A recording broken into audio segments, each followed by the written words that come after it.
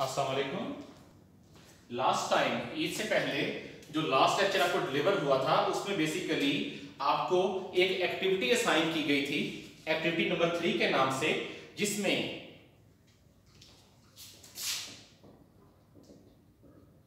Activity 3 solution. आज हम लोग इंशाल्लाह एक्टिविटी 3 का सॉल्यूशन करेंगे। ये एक डिटेल्ड क्वेश्चन आया था आपके पास पेपर्स के अंदर 12 मार्क्स का, जो कि पोर्टर्स की 5 फोर्सेस मॉडल के साथ रिलेटेड था। वो क्वेश्चन मैंने आपको एक्टिविटी के अंदर इंक्लूड करके दिया था।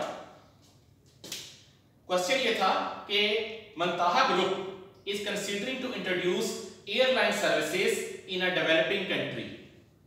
The management of MG Mantaha group is in the process of analysing the airline industry to determine the intensity of competition required.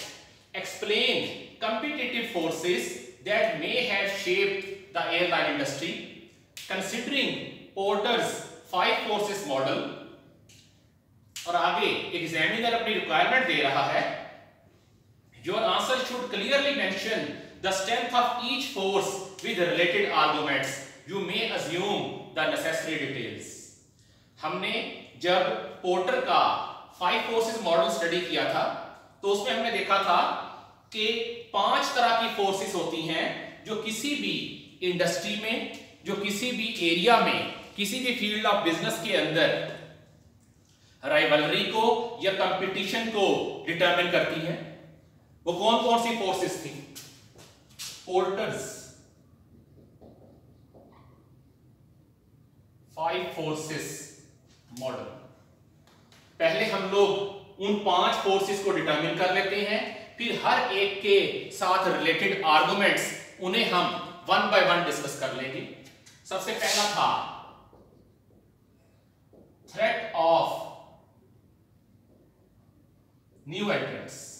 Market में नई फर्म्स का दाखिला कितना आसान है या कितना मुश्किल है। दूसरा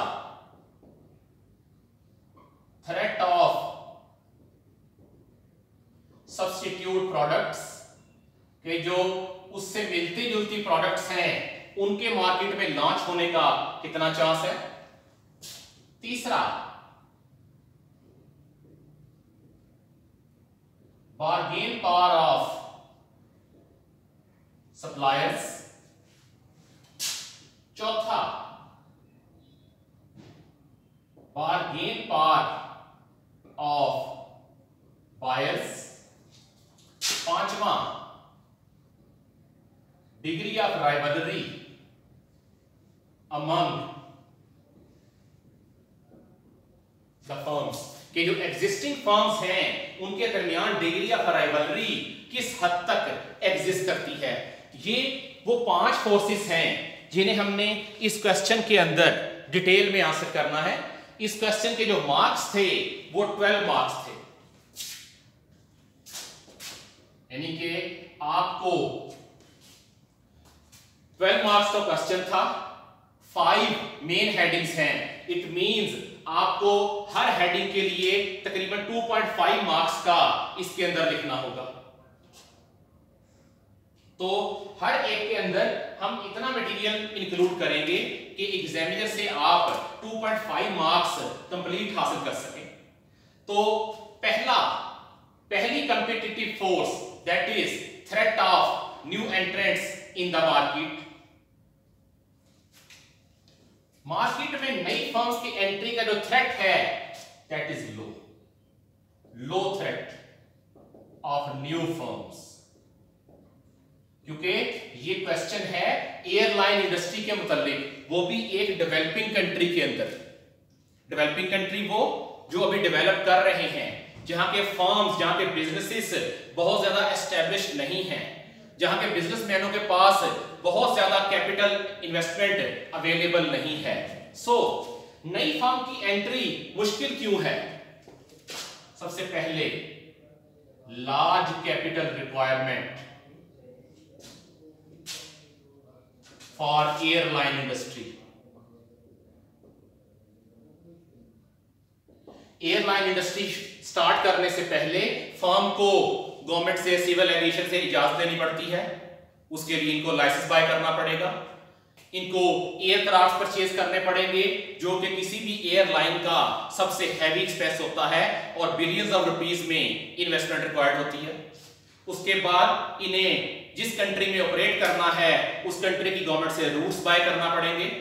फिर जिन एयरपोर्ट्स को यूज करेंगे वहां के एयरपोर्ट्स की लैंडिंग कॉस्ट, वहां की पार्किंग फी और जितनी भी अलाइड सर्विसेज ये एयरपोर्ट के ऊपर यूज करेंगे उन सब के लिए इन्हें इन्वेस्टमेंट चाहिए होगी। प्लस जब नई एयरलाइन लॉन्च करेंगे उसकी मार्केटिंग और एडवर्टाइजिंग का खर्चा भी इनको करना पड़ेगा। सो लार्ज कैपिटल रिक्वायरमेंट की वजह से इस इंडस्ट्री के अंदर नई फर्म्स का दाखिला मुश्किल है, नई फर्म्स के एंटर होने का चांस लो है।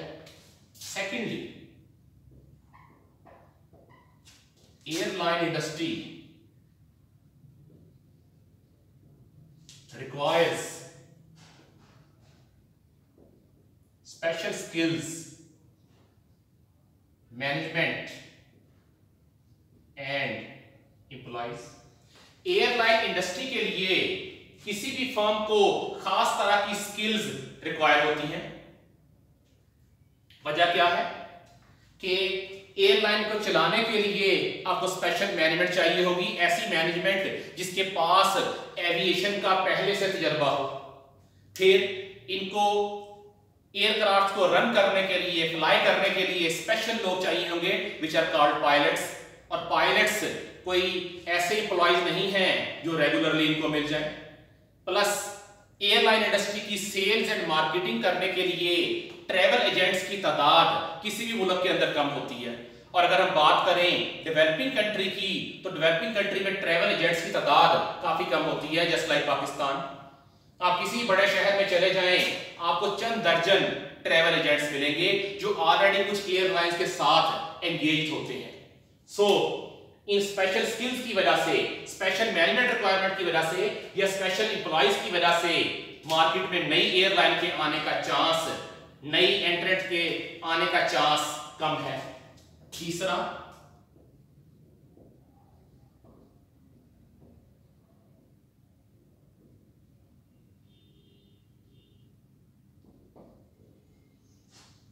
Difficult to find strong customer base. जो भी नई फर्म किसी भी इंडस्ट्री में एंटर हो उसके लिए सबसे पहली रिक्वायरमेंट होती है अपने कस्टमर बेस को स्ट्रॉन्ग करे। एयरलाइन इंडस्ट्री के अंदर पैसेंजर्स अपनी मखसूस एयरलाइन के साथ हाईली अटैच्ड होते हैं। कस्टमर सेटिस्फेक्शन या ब्रांड लॉयल्टी बहुत ज्यादा एग्जिस्ट करती है। जैसे पाकिस्तान में लोगों का मानना है कि एमिरेट्स की सर्विस बहुत अच्छी है। सो किसी भी नई फर्म के लिए मार्केट में आके एक साउंड कस्टमर बेस को तलाश करना मुश्किल होगा। चौथा,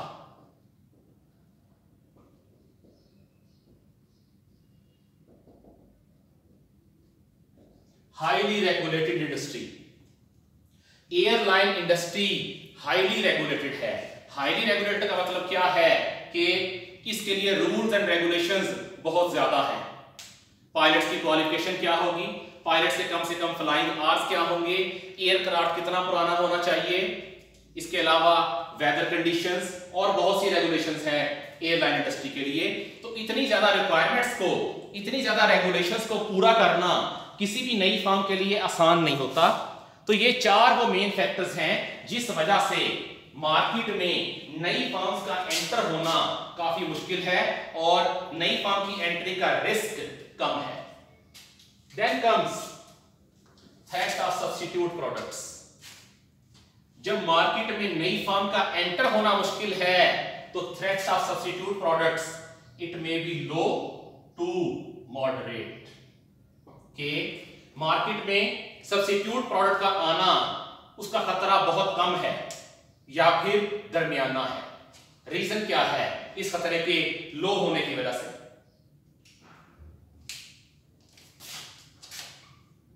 पहली वजह, number of substitute travelling facilities in local area. अगर हम मुल्क के अंदर की बात करें तो मुल्क के अंदर कई तरह की सर्विसेज लोगों को अवेलेबल होती हैं मूव करने के लिए। फॉर एग्जांपल कार, बस, ट्रेन। सो कई तरह की फैसिलिटीज इस फर्म को लोगों को अवेलेबल होती हैं, कस्टमर्स को अवेलेबल होती हैं।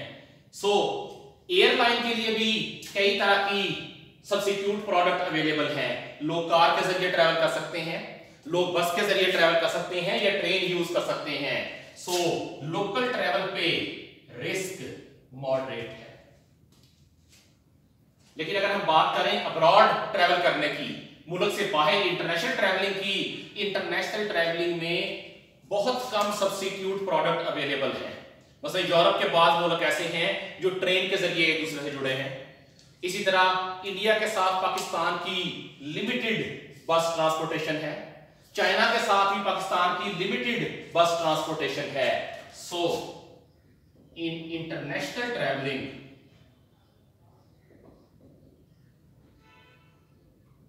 Threat of substitute is very low, क्योंकि दुनिया में जो मेजॉरिटी ट्रैवलिंग होती है वो आपकी होती ही एयरलाइंस के जरिए है।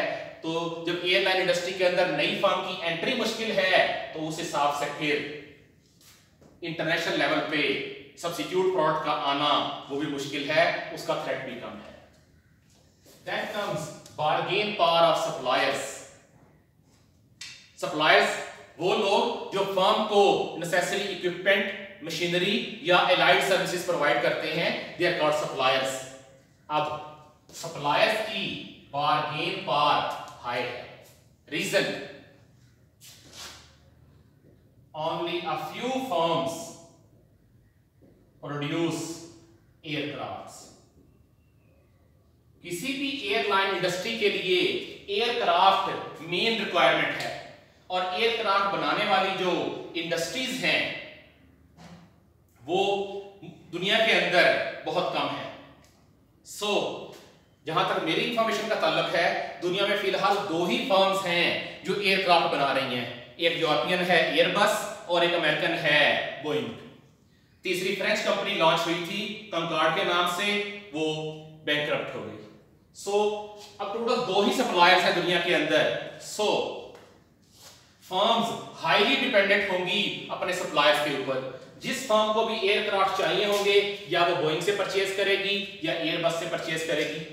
जब मार्केट में सप्लायर कम होंगे तो फिर बार्गेन पावर ऑफ सप्लायर्स वो स्ट्रांग होगी। दूसरा, availability of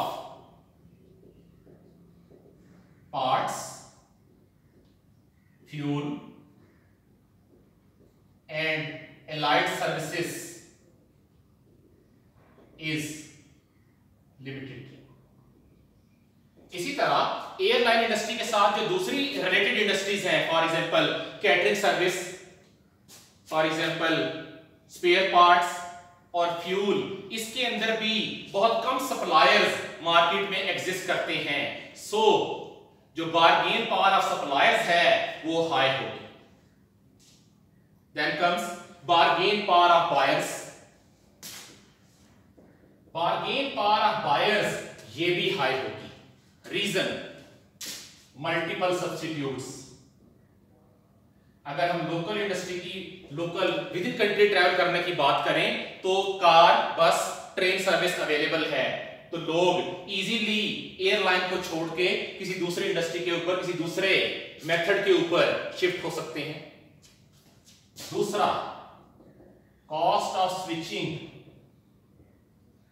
between different airlines is low। अगर एक कस्टमर किसी एक एयरलाइन को छोड़ के किसी दूसरी एयरलाइन पे शिफ्ट होना चाह रहा है तो शिफ्टिंग की कॉस्ट भी इंतहाई लो है। लोग इजीली शिफ्ट कर जाते हैं एक एयरलाइन से दूसरे की तरफ, तो कस्टमर के लिए शिफ्ट करना आसान है। तीसरा,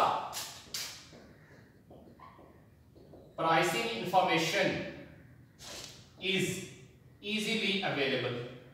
कस्टमर ऑनलाइन इजीली प्राइसेस को कंपेयर कर सकते हैं कि किस फर्म का टिकट महंगा है और किस एयरलाइन का टिकट सस्ता है।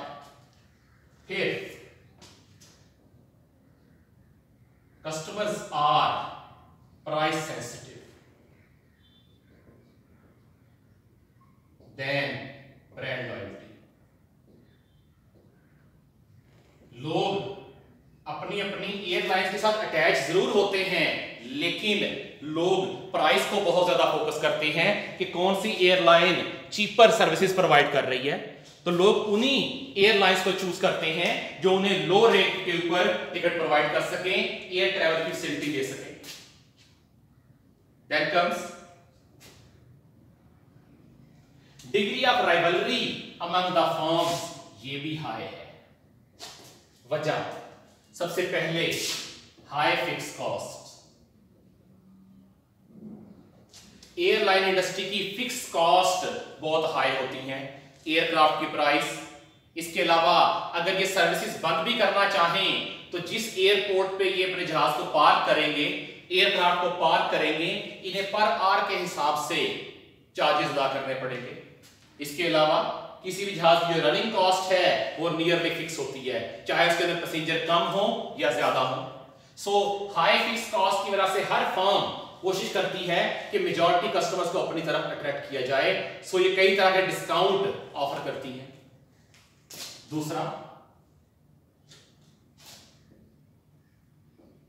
Less number of air travellers.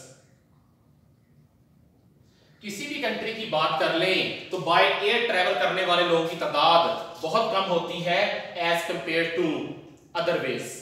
वजह, जहाज का सफर हमेशा महंगा होता है। सो कस्टमर्स फिक्स हैं, कस्टमर्स तकरीबन फिक्स हैं। तमाम फर्म्स ने उन्हीं कस्टमर्स में से अपना अपना हिस्सा वसूल करना है।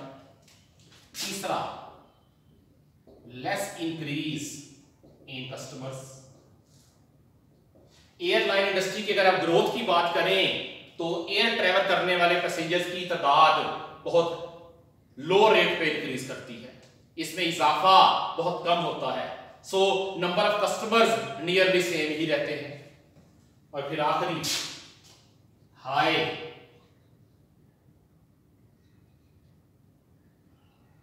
Exit costs. अगर कोई एयरलाइन अपना बिजनेस बंद करना चाहे तो एंट्री की तरह इसकी एग्जिट कॉस्ट भी हाई होती हैं। अगर ये एयरक्राफ्ट सेल करेंगी अपने बिजनेस को क्लोज करके तो इनके एयरक्राफ्ट थ्रो अवे प्राइस के ऊपर सेल होंगे। इसी तरह जो इक्विपमेंट इन्होंने परचेज किया होगा एलाइड सर्विसेज के लिए, वो इनका बहुत कम प्राइस के ऊपर सेल होगा।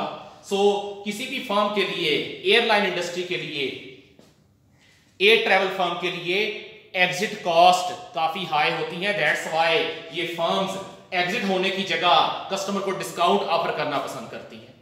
सो ये पोर्टर की 5 कोर्सेस हैं। मार्केट में नई फर्म का एंटर होना काफी मुश्किल है, थ्रेट कम है, सब्स्टिट्यूट प्रोडक्ट के आने का थ्रेट कम है, लेकिन सप्लायर्स की बार्गेन पावर भी हाई है, कस्टमर्स की बार्गेन पावर भी हाई है, और जो एग्जिस्टिंग फर्म्स होती हैं उनके दरमियान डिग्री ऑफ राइवलरी वो भी स्ट्रॉन्ग होती है। तो ये टोटल 12 मार्क्स के क्वेश्चन का आंसर है। कल इंशाल्लाह हम लोग अपने चैप्टर नंबर 3 को वाइंड अप करेंगे। अल्लाह हाफ़िज़।